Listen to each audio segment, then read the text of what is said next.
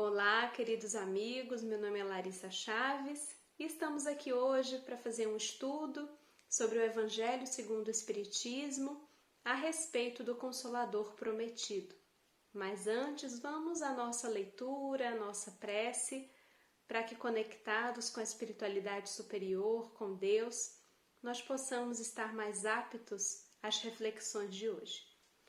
Eu selecionei para nossa leitura inicial o livro Sinal Verde, pela mediunidade de Chico Xavier, o espírito é o André Luiz, capítulo 10, Na Via Pública. A rua é um departamento importante da escola do mundo, onde cada criatura pode ensinar e aprender. Encontrando amigos ou simples conhecidos, tome a iniciativa da saudação, usando cordialidade e carinho sem excesso.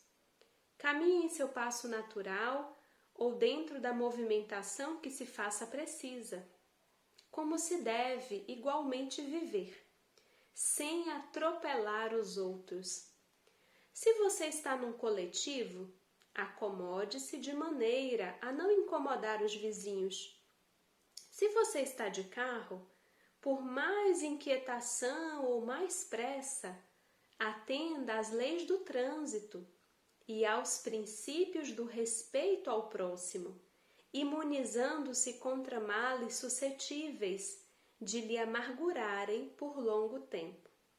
Recebendo as saudações de alguém, responda com espontaneidade e cortesia.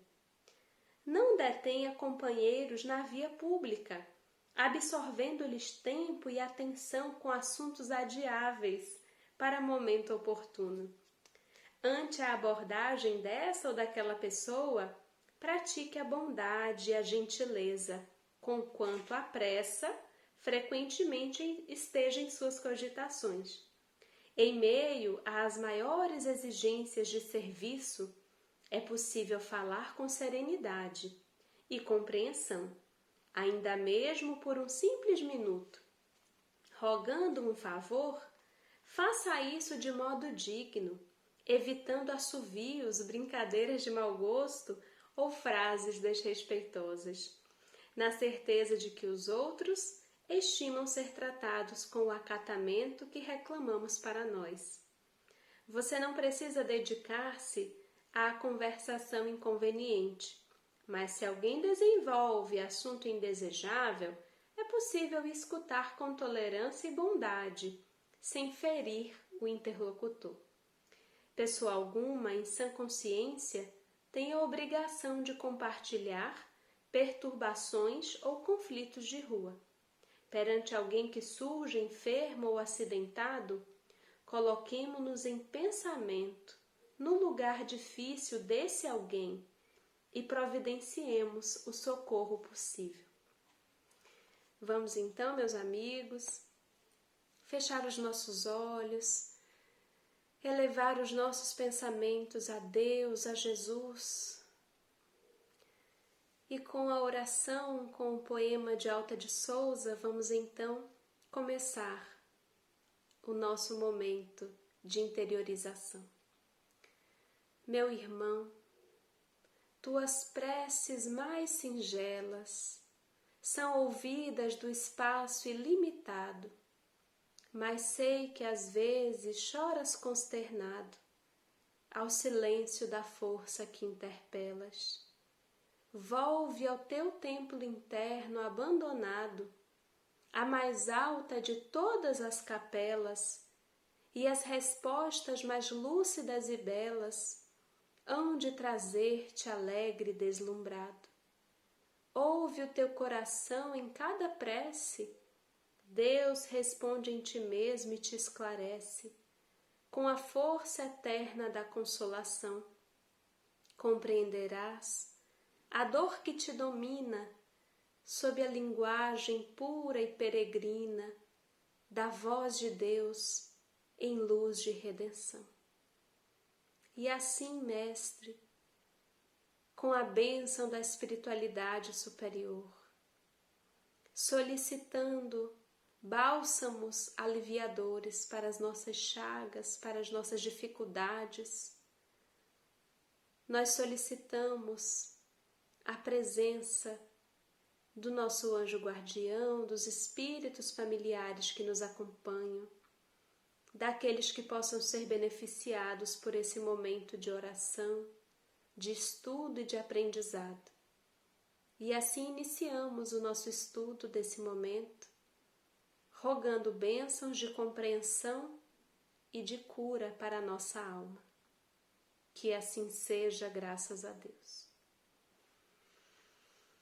Então, queridos amigos, conforme nós dissemos no início, o nosso estudo está aqui baseado num capítulo tão importante do Evangelho segundo o Espiritismo. Nós temos também aqui um outro livro que vamos ler daqui a pouco, alguns trechos, inclusive que tem como título do próprio livro o tema de hoje, que é o Consolador. Esse livro do Espírito Emmanuel é um livro maravilhoso que segue a mesma estrutura do Livro dos Espíritos no sentido de existirem inúmeras perguntas e as suas respectivas respostas sobre diferentes áreas do conhecimento, da filosofia, da ciência, da religião. Então fica aqui a dica, inclusive, para quem não tiver ainda tido oportunidade de estudar esse livro, o livro Consolador, por Chico Xavier, do Espírito Emmanuel, vale muito a pena. E dentre outros muitos temas, aborda também o tema que nós estamos aqui estudando hoje. Então, logo no capítulo 6 do Evangelho segundo o Espiritismo, logo no início nós temos o tema O Jugo Leve, e em seguida Kardec coloca uma passagem de João em referência ao Consolador prometido, e em seguida apresenta aqui o decorrer do seu pensamento, as explicações, para depois aprofundar ainda mais com as instruções dos Espíritos. Então eu vou ler a passagem de João, alguns trechinhos dos comentários de Kardec, para que a gente possa então, aos pouquinhos, juntos, desenvolver o tema. Então está no Evangelho de João, 14, 15 a 17 e também 26. Se me amais, guardai os meus mandamentos, e eu rogarei a meu Pai, e ele vos enviará outro Consolador, a fim de que fique eternamente convosco. O Espírito de verdade, que o mundo não pode receber, porque não o vê e absolutamente não o conhece. Mas quanto a vós, conhecê-lo-eis, porque ficará convosco e estará em vós. Mas o Consolador, que é o Santo Espírito, que meu Pai enviará em meu nome, vos ensinará todas as coisas e vos fará lembrar de tudo o que vos tenho dito. Essa passagem é tão bonita, tão recheada de símbolos, de algumas coisas que ainda hoje temos dificuldade de compreender. Inúmeras religiões dão interpretações específicas de cunho especial para os seus pensamentos, para o seu raciocínio, e também aqui a doutrina espírita vai apresentar uma explicação conforme as orientações dos espíritos, conforme a proposta, inclusive, de vinda dessa revelação, dessa terceira revelação à Terra. E eu acho importante que a gente já comece essa leitura, esse olhar, com muito respeito, porque essa postura que às vezes todos nós acabamos incorrendo, porque somos seres ainda imperfeitos, ainda com muitas dificuldades íntimas de aprimoramento, então é muito comum que a gente faça a leitura desse capítulo Cristo Consolador e que a gente acabe, às vezes sem perceber, tendo um certo desrespeito ao olhar de outros segmentos religiosos, também cristãos, a essa passagem. Então, o mais importante não é exatamente o entendimento que tenhamos dessa passagem, porque alguns poderão dizer que esse Cristo Consolador foi essa pessoa ou aquela pessoa que já veio ou que virá, que não está numa pessoa, que está numa doutrina, que está numa ideia. Nós temos aqui, nós vamos estudar hoje qual o nosso entendimento na doutrina espírita. Mas o mais importante realmente são as consequências disso. Em que isso modifica a nossa conduta? Em que isso modifica o nosso olhar sobre as situações? Em que isso modifica a nossa esperança? Em que isso modifica o nosso entendimento da boa nova do Mestre Jesus? Então, que o nosso estudo de hoje, que as nossas reflexões não sirvam para nos tornar orgulhosos, para nos acharmos superiores ou para desrespeitarmos os olhares diferentes, os entendimentos diferentes do nosso, mas que a gente foque principalmente nas consequências desse entendimento.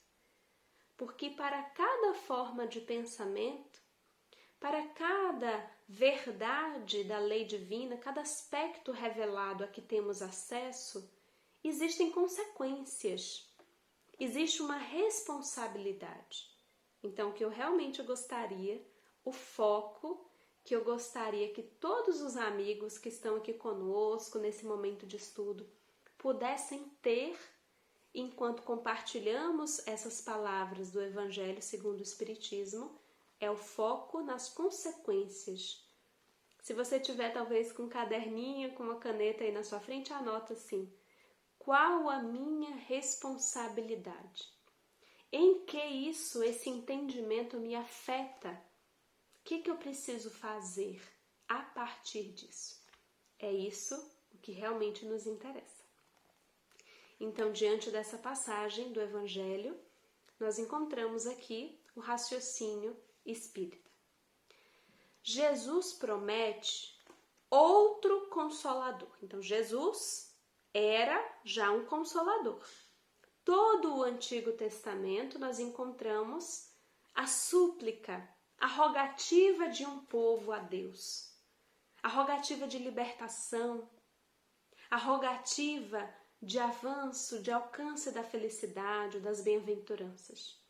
A vinda de Jesus, desse Rabi Galileu, desse mestre que para muitos era um simples profeta, mas que outros reconheceram como sendo aquele mesmo Messias prometido por antigos profetas, já foi a resposta de Deus a essa sede de bem-aventurança, sede de entendimento, sede de misericórdia.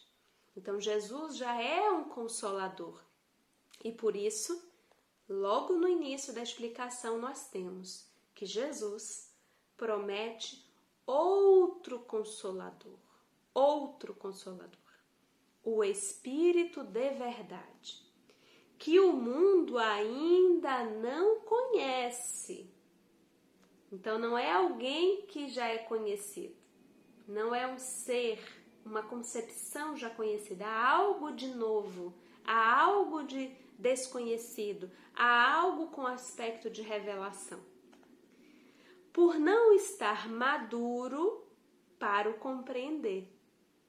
Consolador que o Pai enviará para ensinar todas as coisas e para relembrar o que o Cristo havia dito, para explicar sobre as leis que regem o aspecto moral da vida, a justiça divina.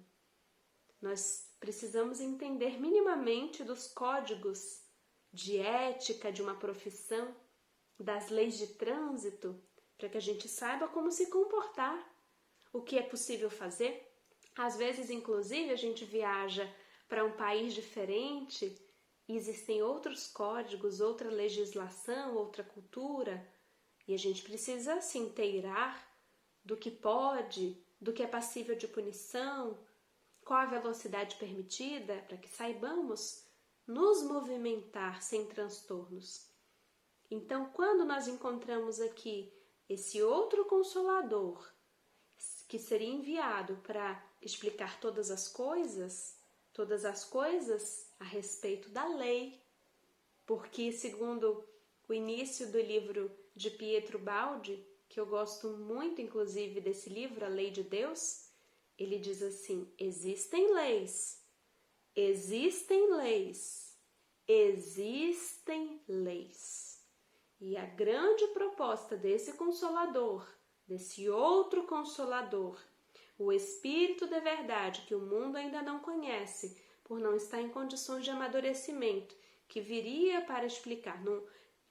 E aí é interessante, porque se no momento em que Jesus veio, esse ser, esse Espírito de verdade, esse Consolador, se o povo não estava naquele momento, naquele tempo histórico, em condições, não seria 10 dias depois, 1 ano depois, que o povo já teria amadurecido a ponto de compreender. Então, esse momento histórico em que esse outro Consolador seria enviado, precisaria de uma distância temporal daquele momento. Não daria para ser um tempo contemporâneo a Jesus, porque sabemos que às vezes passam gerações e a média continua a mesma. Então, se naquele momento não havia amadurecimento, precisaria de uma distância temporal para que esse amadurecimento social, cultural, ideológico pudesse então compreender, captar, entender, lidar com essas novas informações em torno da lei de Deus, das leis naturais, das leis divinas. E então ele continua. E também para relembrar o que o Cristo havia dito. Então é um outro Consolador, num outro momento histórico, para trazer informações diretas, esclarecimentos sobre todas as coisas, sobre o funcionamento das leis e também para relembrar os ensinos morais do Cristo. Se, portanto, o Espírito de verdade devia vir mais tarde, ensinar todas as coisas, é que o Cristo não dissera tudo.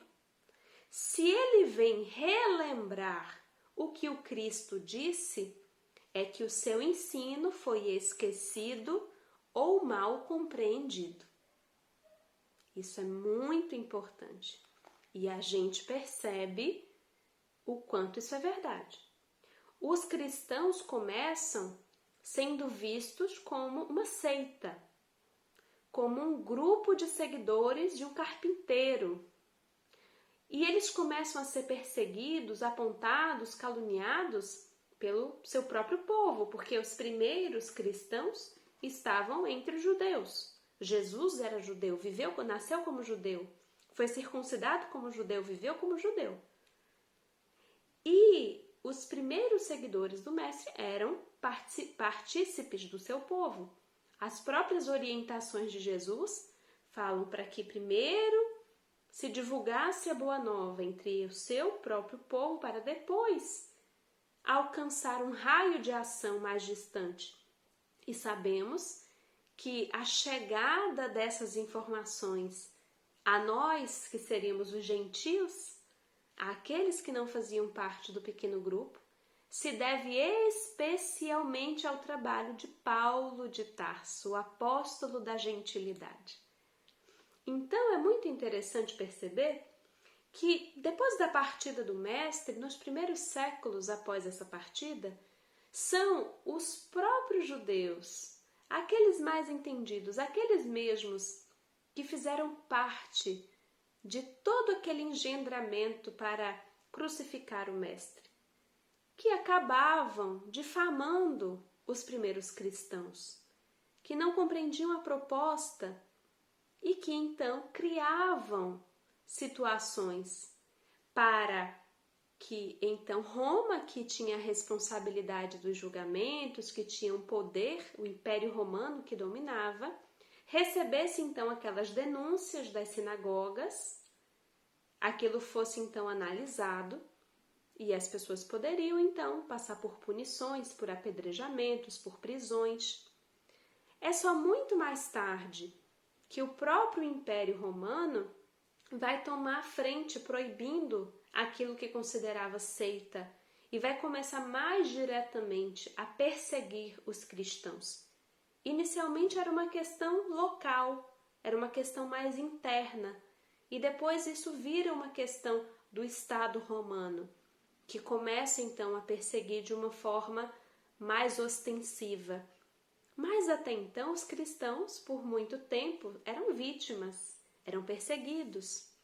Chegará um momento histórico, alguns séculos depois, em que o próprio império vai considerar o cristianismo como uma religião, não mais uma seita, e uma religião oficial do próprio império.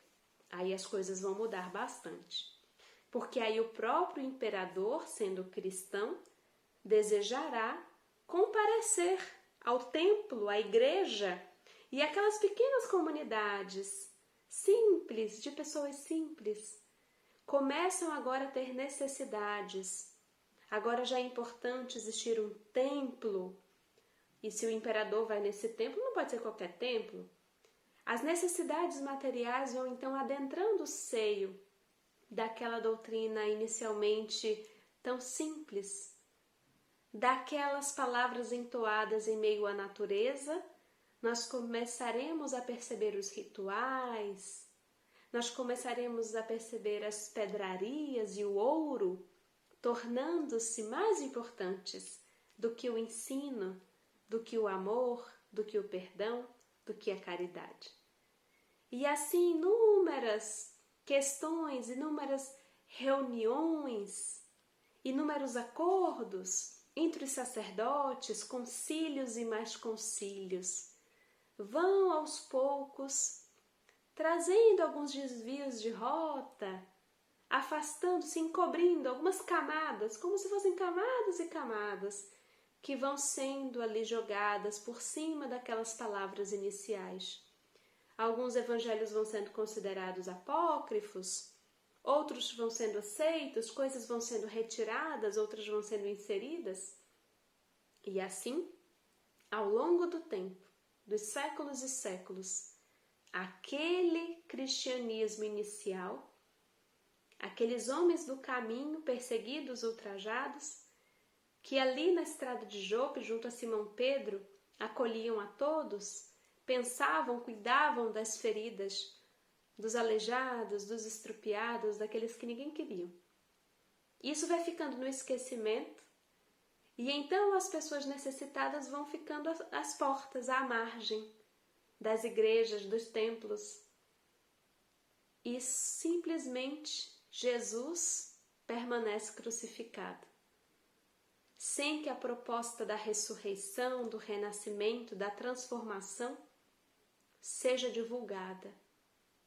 E apenas agora a ostentação, o dinheiro, os privilégios.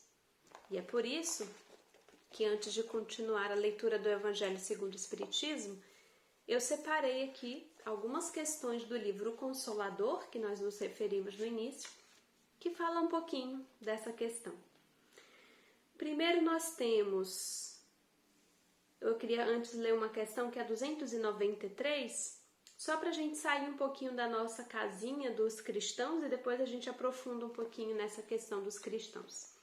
Na questão 293 do livro Consolador, a seguinte questão: as religiões que surgiram no mundo antes do Cristo tinham também por missão principal a preparação da mentalidade humana para a sua vinda?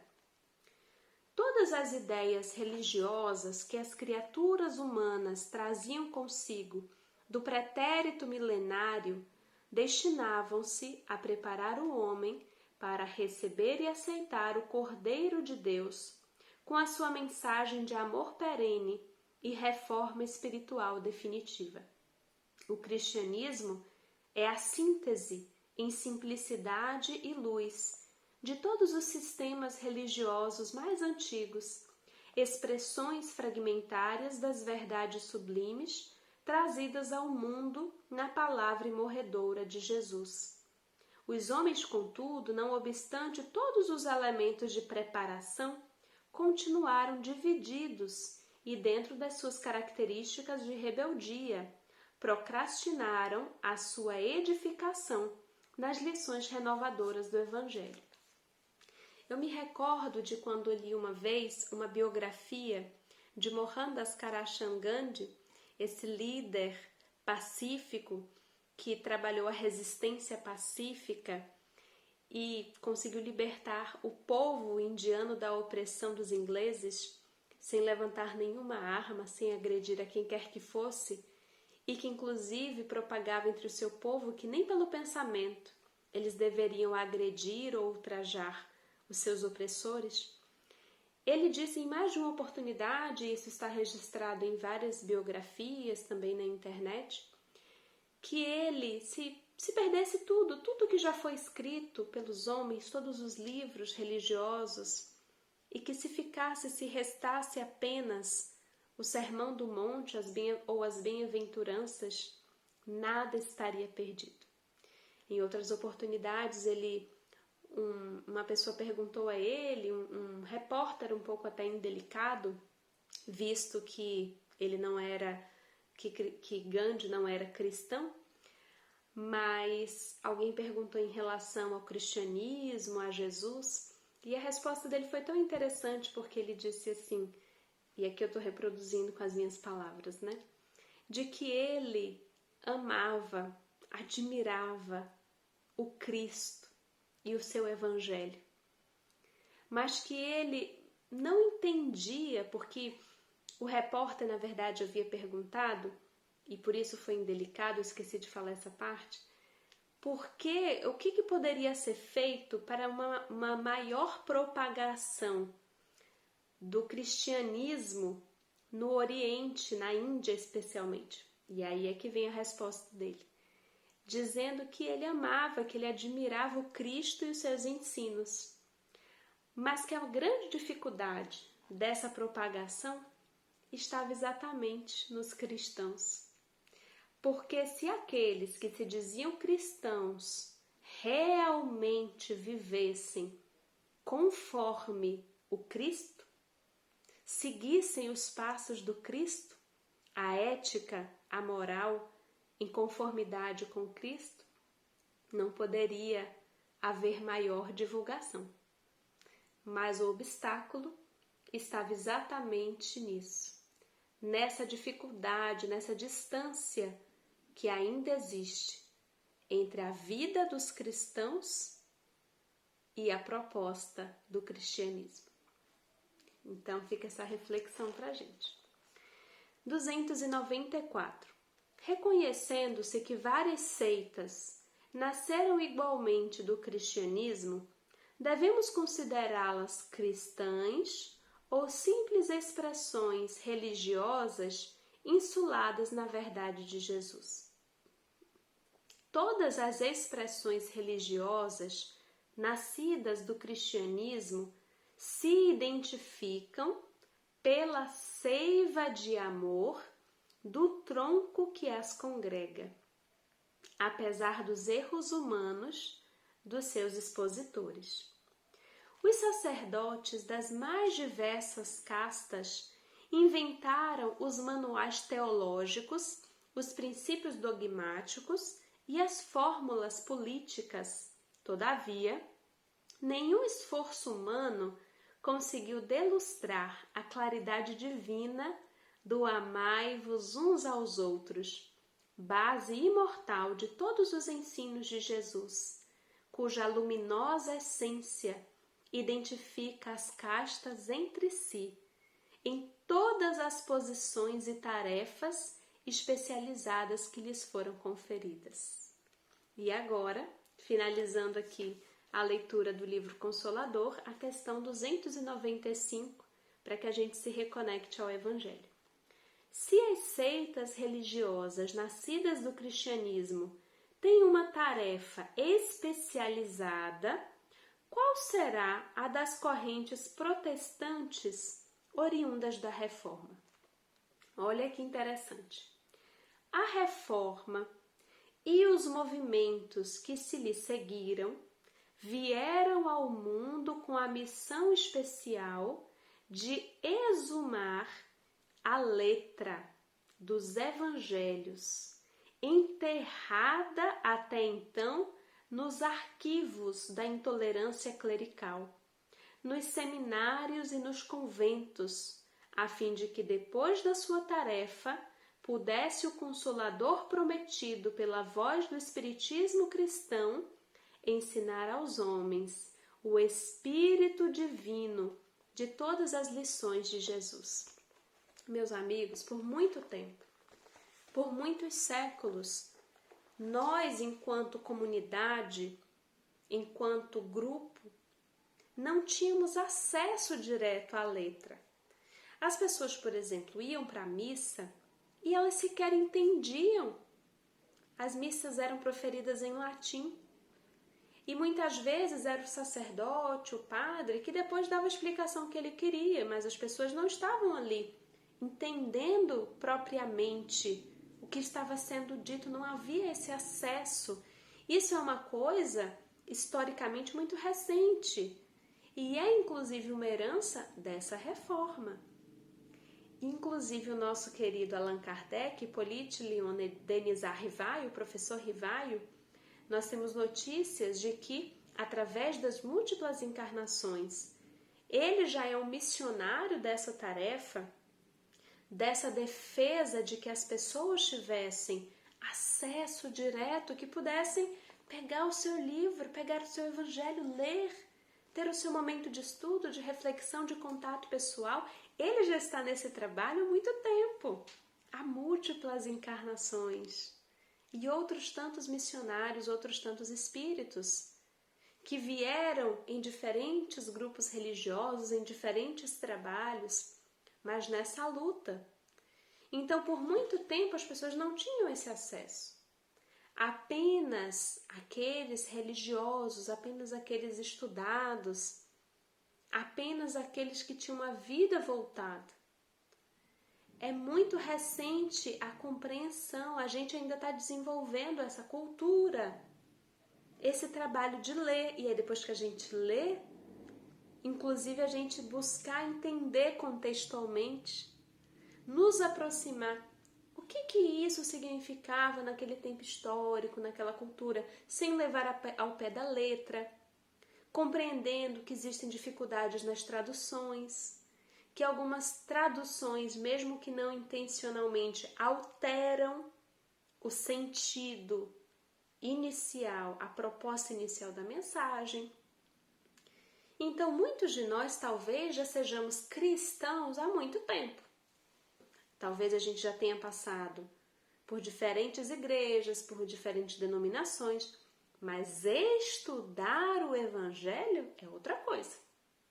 Dizer-nos cristãos é uma coisa, e talvez essa seja uma coisa antiga na nossa história espiritual. Talvez tenhamos já algumas existências retornando em diferentes roupagens, em grupos diferentes, mas com uma proposta religiosa parecida.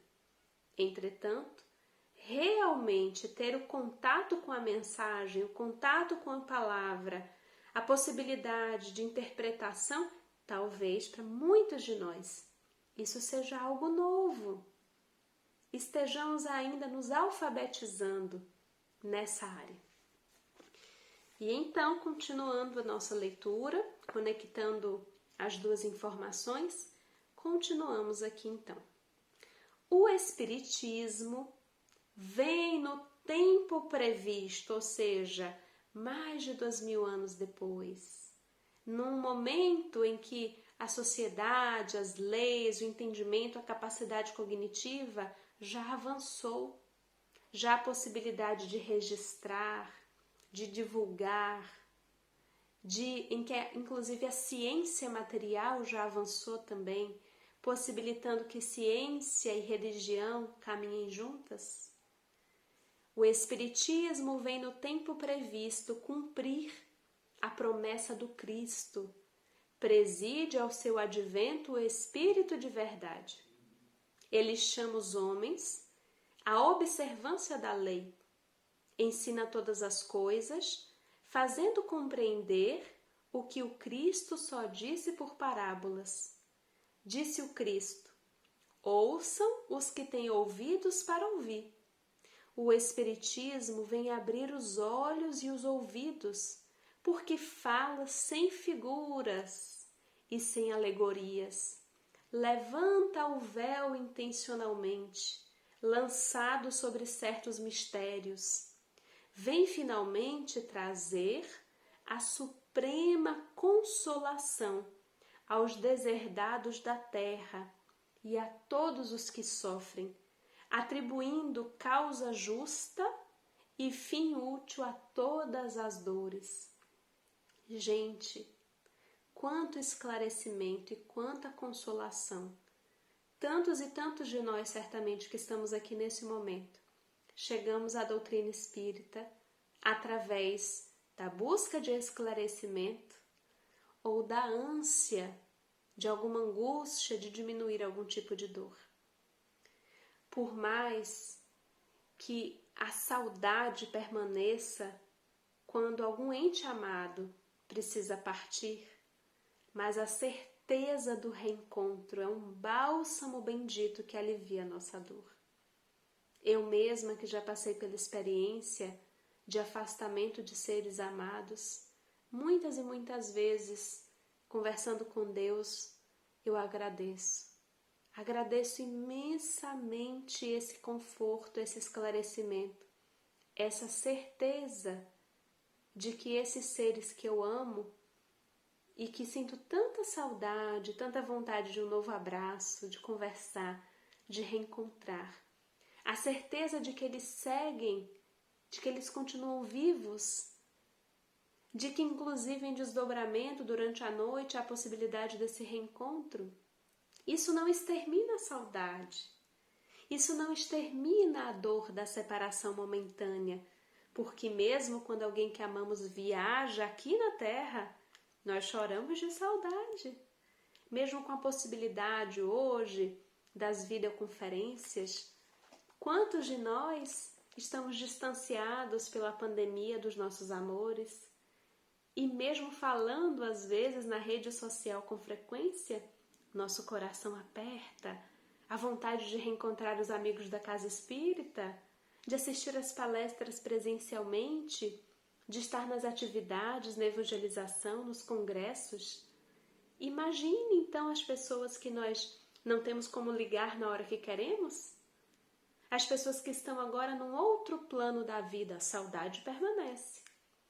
Mas eu fico pensando, se esses seres que eu tanto amo, se eu não tivesse essa esperança, essa certeza, essa consolação, como doeria mais.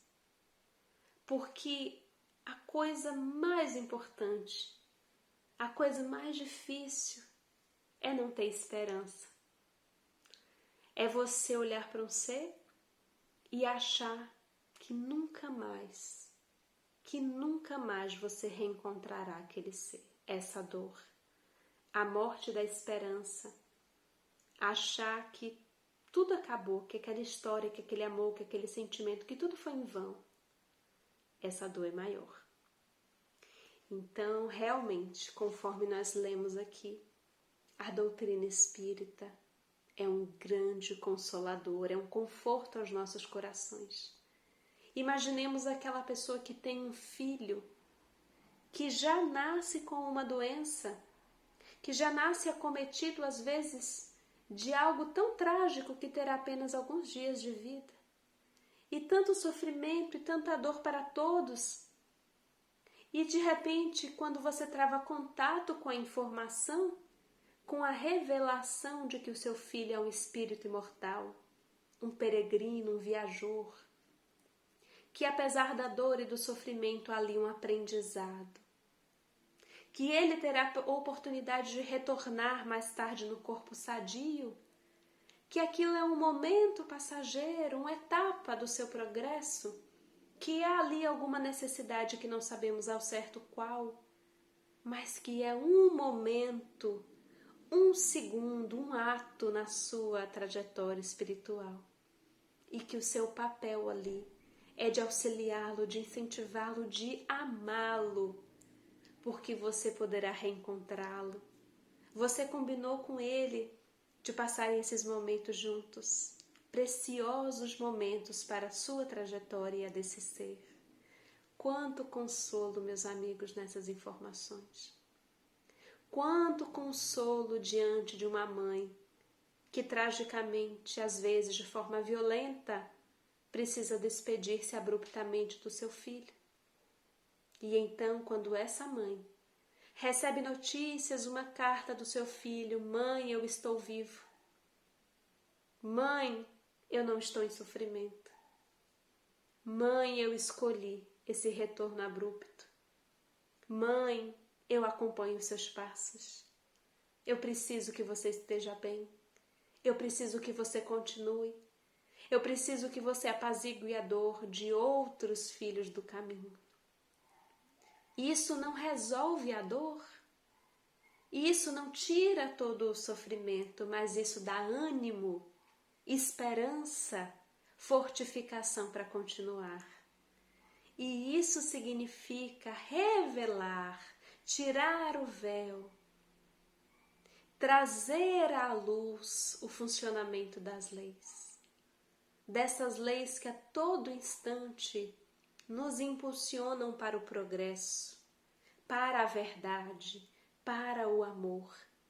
Saber como agir no mundo para que nós estejamos conforme essas leis é realmente muito consolador.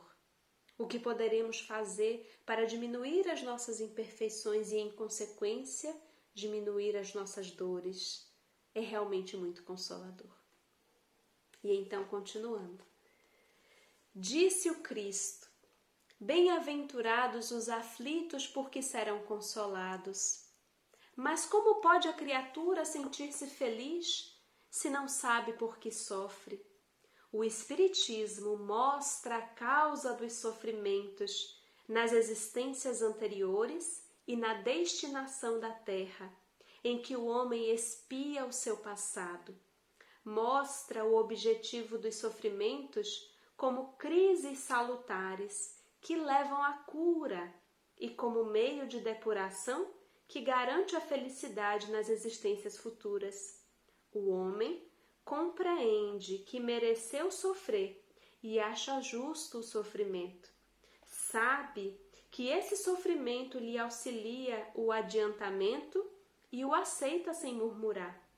Como o operário aceita o trabalho que lhe assegurará o salário. O Espiritismo lhe dá fé inabalável no futuro e a dúvida pungente não mais se apossa de sua alma, fazendo-o ver as coisas do alto. A importância das vicissitudes terrenas se perde no vasto e esplêndido horizonte que o Espiritismo descortina, e a perspectiva da felicidade que o espera lhe dá a paciência, a resignação e a coragem de ir até o fim do caminho. Assim, o Espiritismo realiza o que Jesus disse do Consolador prometido: conhecimento das coisas, fazendo que o homem saiba de onde vem, para onde vai e por que está na terra. Um chamamento aos verdadeiros princípios da lei de Deus e consolação pela fé e pela esperança. Queridos amigos, que possamos refletir. Qual a nossa, a minha, a sua responsabilidade diante de tantos esclarecimentos, de tanta consolação, de tanta promissão? Que nós possamos, então, fechar os nossos olhos nesse momento, agradecer a Deus, elevar os nossos pensamentos e buscar em nós as respostas que necessitamos para a nossa caminhada.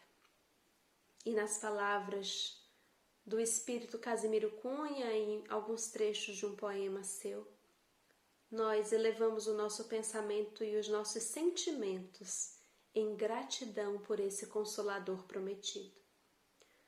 O Espiritismo é uma luz gloriosa, divina e forte, que clareia por toda a vida e ilumina além da morte.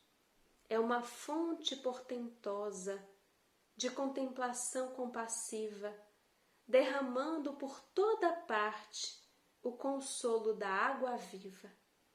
Se buscas o Espiritismo, norteia-te em sua luz. O Espiritismo é uma escola e o Mestre amado é Jesus. Paz e bênçãos a todos os corações. Muito obrigada, queridos amigos, e até uma próxima oportunidade em que possamos estar juntos novamente em oração e em reflexões. Paz e bênçãos, conforto, esperança, aprendizado a todos os corações. Até breve.